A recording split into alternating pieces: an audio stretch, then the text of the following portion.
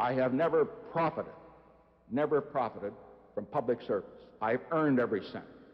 And in all of my years of public life, I have never obstructed justice. And I think, too, that I can say that in my years of public life, that I welcome this kind of examination, because people have got to know whether or not their president is a crook. Well, I'm not a crook.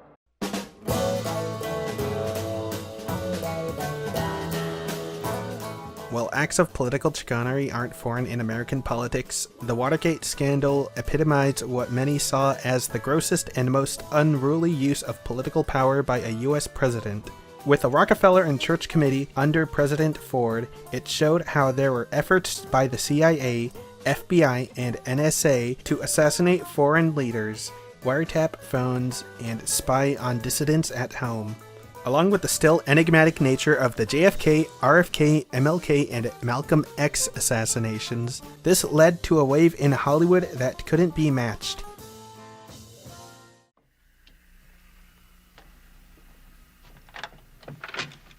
Who wants it? Congratulations, Richard. You had some very interesting scores on the first series of tests for parallax.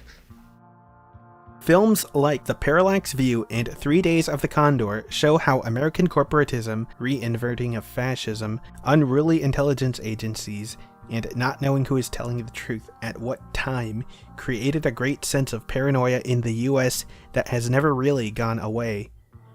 Well, Alan Pakula is now famous for his trilogy of the political underworld. In the 1960s, there was a different director who was doing something quite similar, but in a completely different way, in what is now known similarly as Frankenheimer's Paranoia trilogy.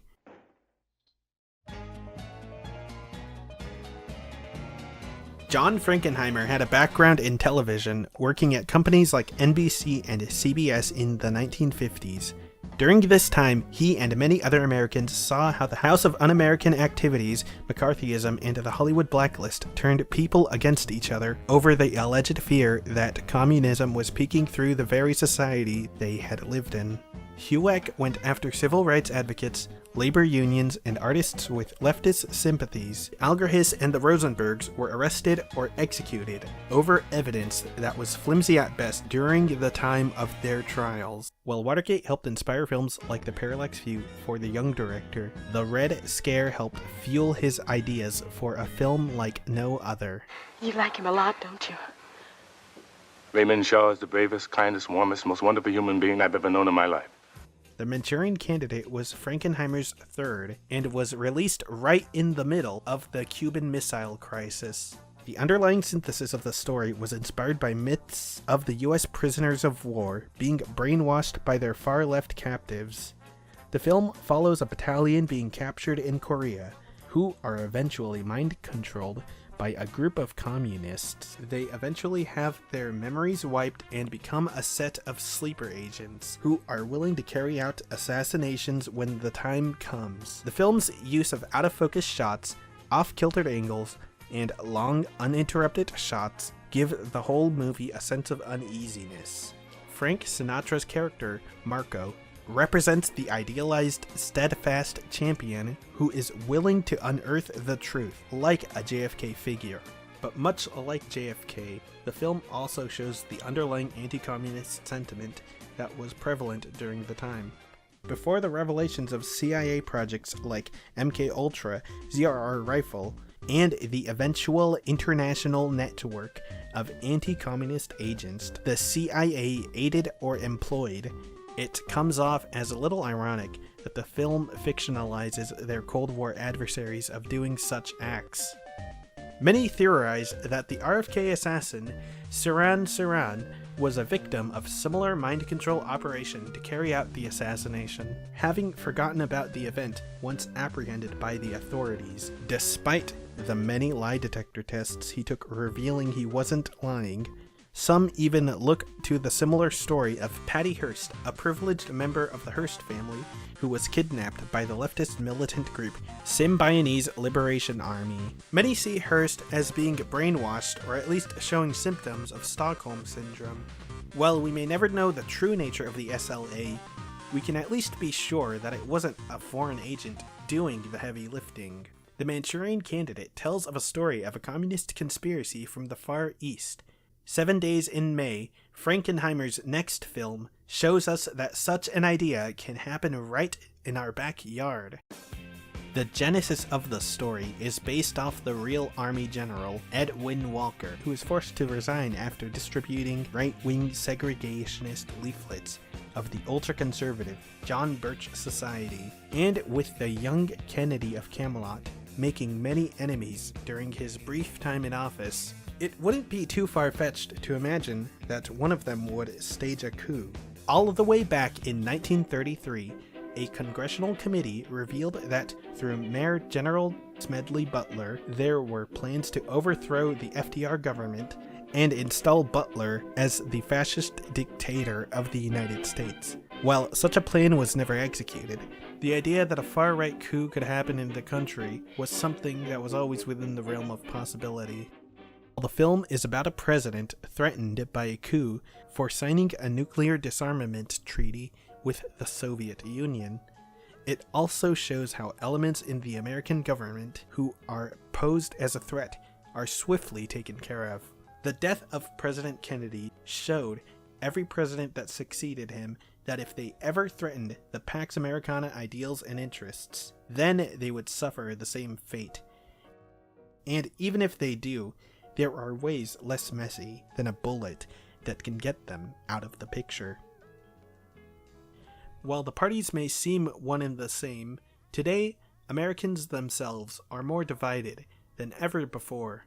160 years after the Civil War, we never really stopped shooting at each other. With the rise of the populist right over the past several years, and the ever-growing power of the Army and military-industrial complex, there really isn't a need for a coup to get one's ideals in the highest echelons of Washington.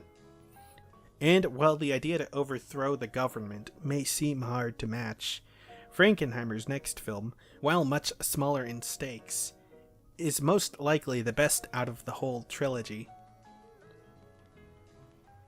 The most experimental, surreal, and personal of the trilogy, Seconds is what Frankenheimer called a matter-of-fact, yet horrifying portrait of big business that will do anything for anybody, provided you are willing to pay for it.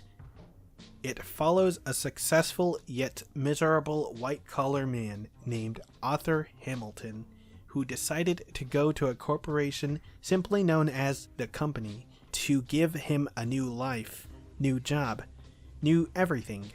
The film parallels Rock Hudson's own closeted sexuality, and it isn't hard to see the similarities. Think, for Pete's sake. What have you got now? What? I don't know.